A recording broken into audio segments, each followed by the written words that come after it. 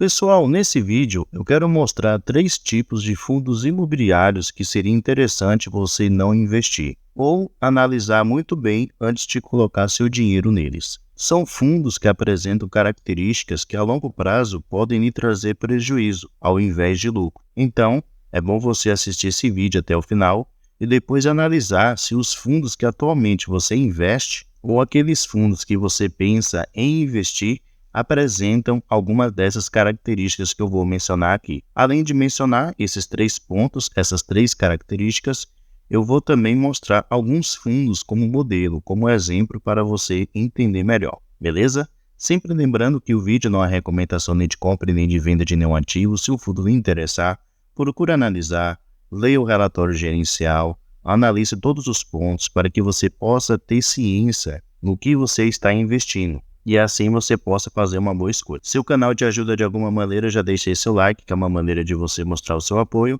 E sem mais enrolação, vamos lá. O primeiro ponto, pessoal, é a alavancagem. Provavelmente você já ouviu falar muito sobre isso nos fundos imobiliários, em especial fundos de tijolo. E o que é alavancagem? Alavancagem, em FIIs, se consiste na obtenção de recursos adicionais por meio de um empréstimo ou financiamento, visando assim aumentar o capital disponível para investimentos em ativos imobiliários. Então, é como se o fundo ele pegasse dinheiro emprestado para poder comprar um ativo imobiliário, no caso um imóvel, e depois pagar aquele valor que ele pegou emprestado com acréscimo de juros. E geralmente esses fundos dão como garantia ou usa como pagamento desse empréstimo os futuros aluguéis que ele vai receber dos futuros inquilinos que ele vai ter daquele ativo que ele estará comprando. Mas qual é o perigo da questão da alavancagem? O primeiro perigo é o fundo ele não conseguir alugar totalmente os ativos imobiliários que ele comprou, o que tornaria que ficasse difícil ele pagar, o seu compromisso mensal daquele empréstimo, ou mesmo que ele consiga alugar aqueles ativos, o inquilino não honrar o compromisso mensal de pagar o aluguel.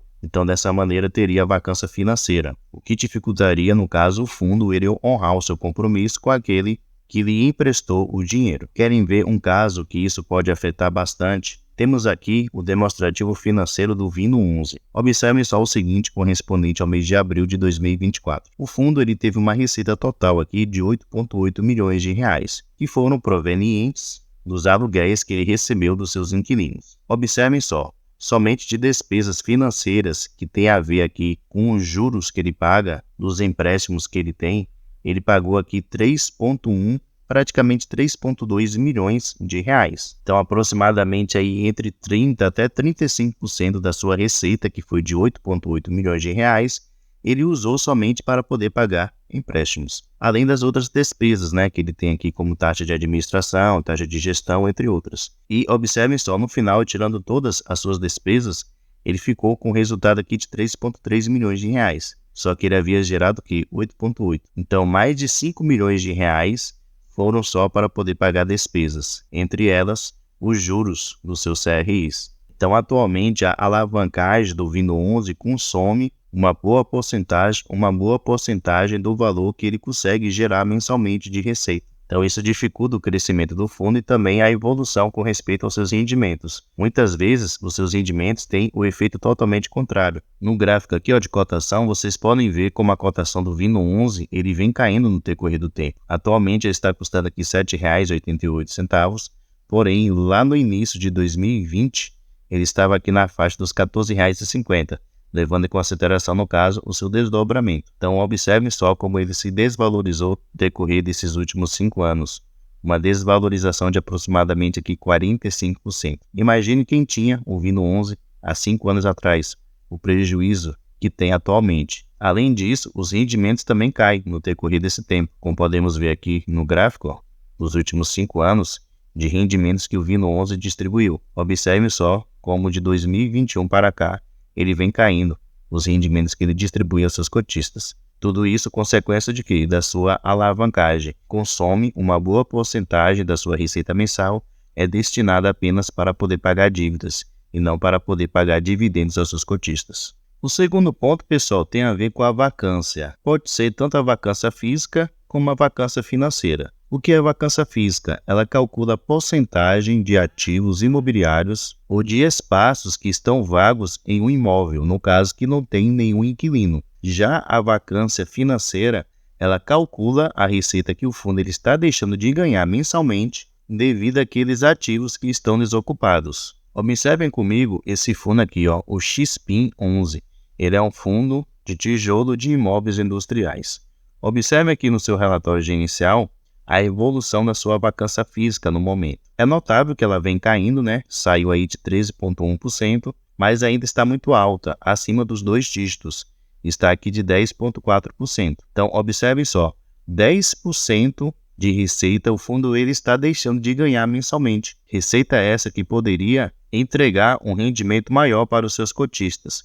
Se viemos aqui no seu demonstrativo financeiro, podemos ver o seguinte, ó. Atualmente, somente aqui de receita de locação, nesse último mês de março, ele teve aqui uma receita de 5,7 milhões de reais. Se colocássemos aqui mais 10% em cima dessa receita de locação, o valor subiria para 6,3 milhões de reais. Então já seria uma receita muito maior que ele poderia entregar como rendimentos aos seus cotistas. Então observe como uma vacância física alta pode prejudicar também os rendimentos de um fundo. E se voltarmos aqui para o site Status Invest, podemos ver como isso também afeta a cotação do ativo. A cotação cai e fica aqui durante muito tempo de maneira totalmente lateral, como vocês podem ver aqui pelo gráfico dos últimos 5 anos.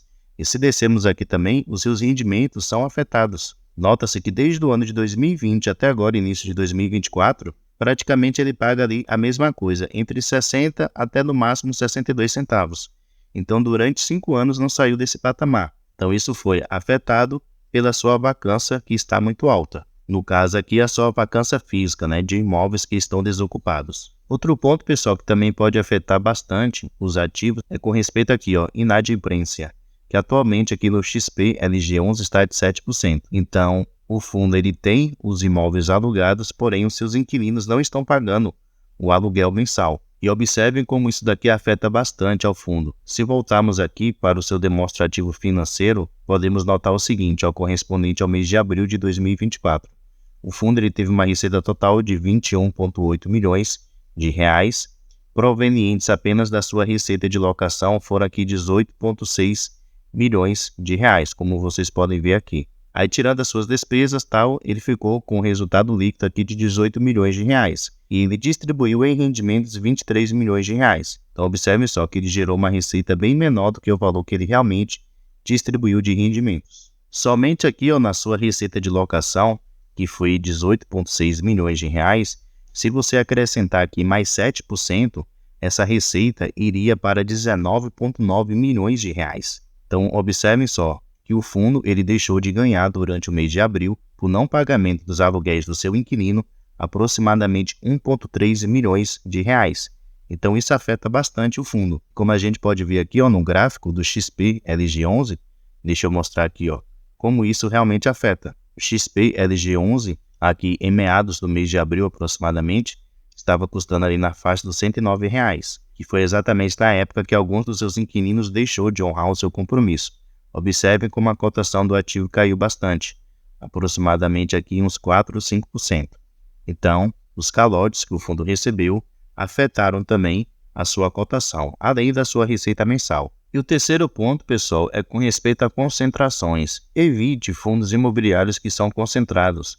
Podem ser com respeito ao patrimônio líquido do fundo investido em cada um de seus devedores, no caso nos fundos imobiliários de papel ou nos fiagros. Já no caso dos fundos imobiliários de tijolo, evite fundos monoativos que só tem, no caso, um imóvel, ou monoinquilinos que existe apenas um inquilino nele. Também evite fundos que são concentrados por setores. Observem só um fundo que foi muito prejudicado devido às concentrações com respeito ao seu PL. Estou falando aqui do Fiagro GCRA11. Atualmente ele levou calote de 3 ativos que ele tinha, no caso de 3 devedores, que foi essa daqui, a Castilhos, a Mitre e essa última aqui, 3 irmãos. Observem só que na Castilho, atualmente ele tem um PL investido aqui de 8,9%, que é uma concentração. O ideal é no máximo 5%. Nessa Mitre, ele tem um PR aqui de 7,5%, que também é uma concentração. E nesses 3 irmãos ele tem 2 ativos que somados dá um valor aqui de 8,4%. Então ele levou calote desses 3 devedores em questão de pouco tempo e essas concentrações afetaram bastante o ativo. Observe só aqui no seu demonstrativo financeiro correspondente ao mês de março de 2024, observe que no mês de março ele teve uma receita total aqui de 1,5 milhões de reais. Observe a diferença para com respeito ao mês de janeiro, tido uma receita total aqui de 2 milhões, então aproximadamente 500 mil reais a menos devido àqueles calotes. Então isso não afetou apenas a receita do fundo, como também a sua cotação. Observem aqui, nos últimos 6 meses, como a cotação desse Fiagro, o GCRA11, foi afetada, saindo aqui da faixa dos 84, 83 aproximadamente, e atingindo aqui 64. Se pegarmos um gráfico maior, podemos ver que a sua queda foi mais acentuada ainda, se pegarmos um gráfico maior. Então, mostrando assim como a concentração afetou tanto a receita como a cotação do ativo. Se ele tivesse uma porcentagem pequena, teria sim afetado de qualquer jeito, porém teria um impacto muito menor, tanto na receita como na cotação do ativo. Outro fundo, pessoal, que tinha concentrações, agora no caso, por ser monoativo, no caso de apenas um imóvel, é o XPCM11. Esse fundo ele tinha apenas um ativo lá na cidade de Macaé, no Rio de Janeiro, que tinha como seu inquilino a Petrobras. Lá no ano de 2019, esse inquilino saiu do seu imóvel, então ele ficou sem inquilino nenhum. Observem só como isso afetou bastante a sua receita. Aqui no seu demonstrativo financeiro, correspondente ao mês de março de 2024, observe que ele teve aqui uma receita de 124 mil reais proveniente da sua receita de locação, que é com respeito a uma multa, ele teve o valor aqui de 94 mil reais. E as suas despesas somaram 226. Então a sua despesa somou um valor maior do que a sua receita mensal. E ficou aqui com um saldo negativo de 102 mil reais. Agora observe como isso afetou a cotação do XPCM11. Observe a sua cotação. De 2019, que ele estava custando aqui 100, 101 reais, agora está custando apenas R$ 9,01. Além disso, seus rendimentos também foram afetados, né? Como vocês podem ver aqui, atualmente ele está pagando apenas 2 centavos por cada cota, mas observe como antes ele pagava muito melhor. Na faixa aqui dos 85, 90 centavos, chegou até a pagar R$ 1,32 por cada cota. Então cuidado com fundos imobiliários que são monoativos, que têm apenas um imóvel, ou que são monoinquilinos, que têm apenas um inquilino no seu portfólio. A diversificação, pessoal, sempre é essencial para trazer uma maior segurança nos seus investimentos. E como eu falei, também tenha cuidado com aqueles ativos que, apesar de ter uma quantidade um pouco maior de imóveis, tem concentrações com respeito ao segmento. Observe só aqui o VIO11. Ele é um fundo que tem atualmente aqui 8 imóveis, porém 3 imóveis estão alocados para empresas do setor educacional e são os 3 principais inquilinos. Um responsável por 48% da receita do fundo, que é a empresa Lima, o outro responsável por 19%, que é a Cogna, e o outro responsável aqui por 16%, que é a Facamp. Então observe aqui embaixo, com respeito ao setor de atuação de seus inquilinos. 83% deles estão no setor educacional. Então isso também é um risco. Assim como é um risco você investir, por exemplo, em fundos imobiliários de logística que tem concentrações apenas no e-commerce, ou que tem apenas um devedor como seu principal inquilino atualmente. A nível de comparação nesse sentido, temos aqui o fundo imobiliário de logística, o HSLG11. Observe só que ele tem aqui alguns inquilinos e seu principal inquilino, que atualmente corresponde a 38% da sua receita, é das Casas Bahia. Então ele tem uma dependência de 38% da receita somente nenhum inquilino. E isso é muito arriscado, porque se as Casas Bahia ela vier a quebrar, acontecer alguma coisa futuramente, o fundo ele vai ser muito afetado temporariamente ou de uma maneira mais longa. Então isso também é um risco. Então pessoal, eu citei aí 3 pontos, 3 características que você deveria ou pelo menos deve evitar investir em ativos que têm essas 3 características. Como eu mencionei aqui, questões de concentrações, seja ele em fundos imobiliários de papel, com respeito ao PL de cada fundo investido dos seus devedores, seja também em fundos imobiliários que têm concentrações com respeito ao setor de atuação dos seus inquilinos, e também fundos que são monoativos ou que são monoinquilinos. Além disso, eu mencionei aqui também sobre a vacância muito alta.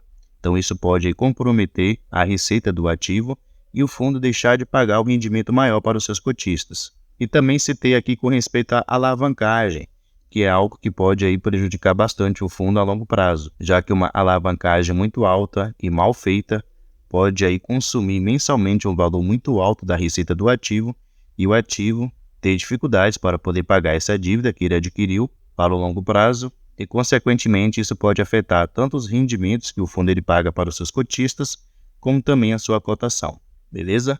Agora cabe a você aí pegar e analisar cada ativo que atualmente você tem e ver se eles apresentam alguma dessas características. E dessa maneira você pode repensar se vale a pena ou não continuar investindo neles, beleza? Pessoal, muito obrigado pela sua atenção e até a próxima.